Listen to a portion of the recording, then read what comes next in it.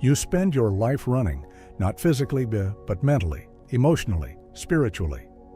You run from the uncomfortable silence, from the memories you wish you could erase, from the endless question that echoes deep inside.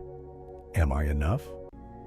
Sometimes the running looks normal. You scroll, you work, you laugh at all the right times.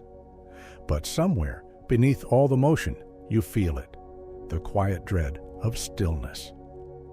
Because when life slows down, everything catches up. The doubts, the mistakes, the failures, the fear. What you don't realize is that this escape, this endless chase, isn't keeping the pain away. It's keeping the joy away. So let's stop running for a moment.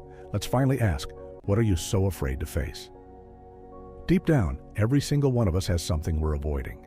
For some, it's regret. For others, it's shame. For others still, it's this gnawing, unnamed emptiness that no distraction seems to fill. Psychologists call this avoidance coping, the act of turning away from discomfort by filling your life with distractions. Social media, work, relationships, food, routine. You tell yourself, if I just stay busy, I won't have to feel it. But here's the paradox. The more you run from your fear, the stronger it becomes. It's like trying to push a beach ball underwater. Sure, you can hold it there for a while, but eventually it bursts back up, louder, faster, stronger than ever before. The reality? You are not escaping your fear. You are feeding it.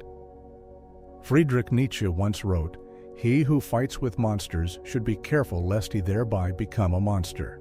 What does this mean? The enemy you try to fight, your fear, your insecurity, your pain, doesn't live outside of you. It lives in you, and the harder you fight it, the more it grows. Nietzsche's warning was simple. When you define your life by avoiding the monster, you end up becoming its prisoner. Because anything you refuse to face doesn't disappear. It stays. It festers. It shapes your choices, your relationships, your identity. No matter how fast you run, you're bringing it along. Here's the uncomfortable truth. Avoidance isn't just about fear. It's about control.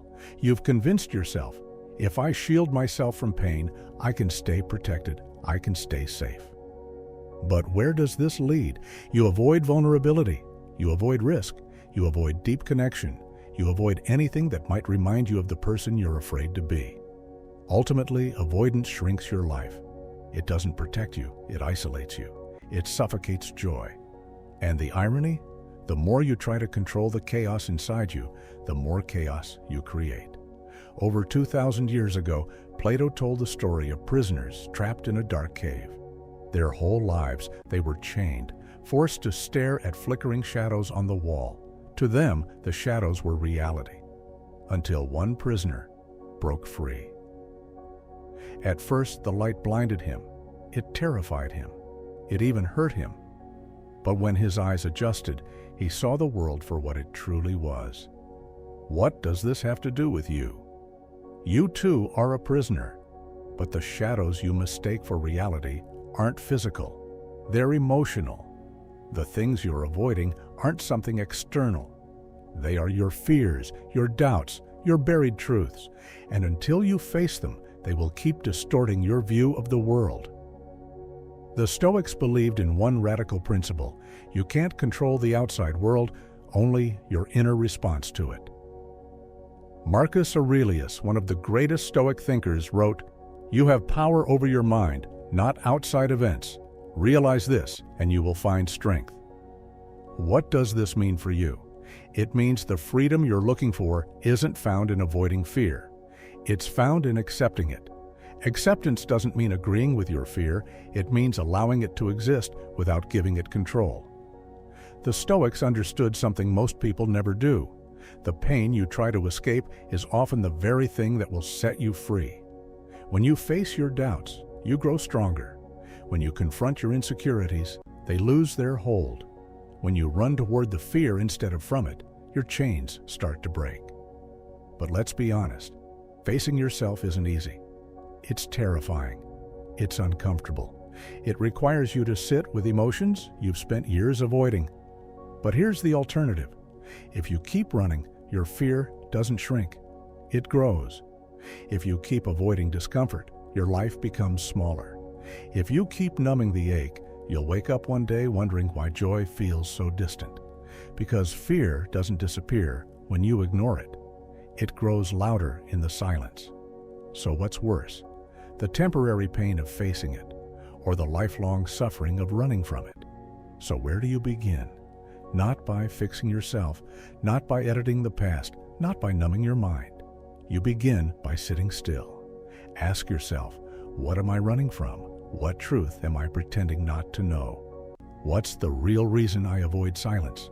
Write it down, reflect, let yourself feel the fear you've suppressed. And then ask, what would life look like if I stopped running? What would happen if I just stayed, fully present, fully honest, fully exposed? The answer won't come overnight, but it will come. And when it does, you'll realize the freedom you've been chasing has been waiting for you all along. Fear isn't the monster you think it is. It's not here to destroy you. It's here to teach you. Teach you where you need love. Teach you where you need healing. Teach you where you need to grow. When you face your fear, it doesn't conquer you. You conquer it. So stop running. Stop hiding. Stop avoiding the silence. What you're afraid to feel is the very thing that will set you free. You don't need to be fearless. You just need the courage to stay. The real you is waiting, and it's time to come home. Subscribe to Praxis for ideas that don't just inspire you, but transform you.